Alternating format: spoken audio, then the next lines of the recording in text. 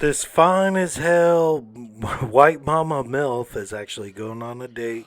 She leaves her son with her sister to babysit, and they go on a first date to like the swankiest like anniversary sort of restaurant, dude. Like you don't go on a first date there. You go to first date like coffee or dog park, somewhere with like a cheap happy hour in case it goes bad. Then someone anonymously is like doing these like hilarious meme drops, and she already like goes to straight panic mode.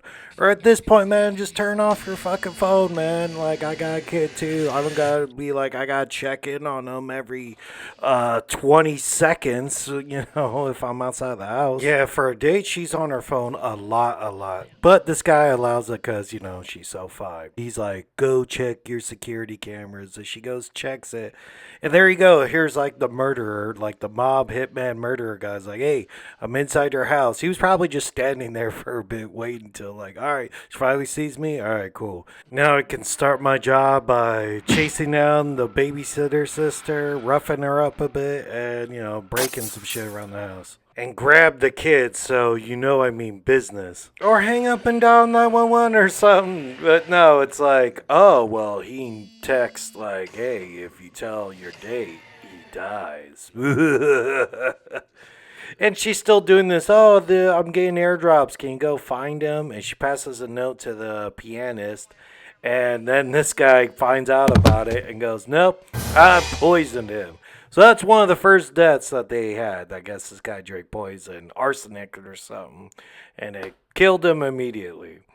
All the like text messages and stuff are actually like played inside the movie, like they're on walls, and he's like, I could see everything. I hacked all the cameras. You can't get away. Here's some poison I hid in the bathroom. I want you to poison like Cosby this guy's drink, and he'll die from that. So she poisoned a shot. She gave it to the guy, but then like at the last second, like backed out. Oops, sloppy white girl spilling wine. She then went over to the table, brought some shots to a guy that she suspected was the mastermind behind this, and she was right. And they have this whole speech. And then the guy comes over to the table and takes the shot anyway. So the mastermind's like, oh, cool, my plan worked.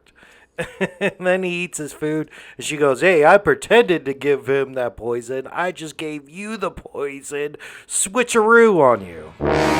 Egg on your face. He went like crazy. Like, all right, if I'm going to die, I'm going to kill that dead guy myself. Oh, the hostess got stabbed in the back. And you're like, does that count as a death? Might as well. There's not a lot of numbers here. She could. And apparently, if a window sort of breaks behind you, it sucks you out like you're in an airplane or outer space. The vacuum of high altitude. Like how the airplane did in Final Destination. Like, alright, maybe because of the altitude, not, skyscraper level. My biggest leap in logic is the ending because she leaves the restaurant after throwing this motherfucker out of a window like Hans Gruber and goes to try to face this hitman killer that's at her house without a gun. I mean, she must think she's like a Brazilian Jiu-Jitsu black belt Batman or Conor McGregor or something like that. She could just whoop this hitman's ass. The hitman and the sister have a fight, but the hitman shoots the sister. She's just wounded. She didn't die. And then she arms herself with a butcher knife. And then they have a face-off.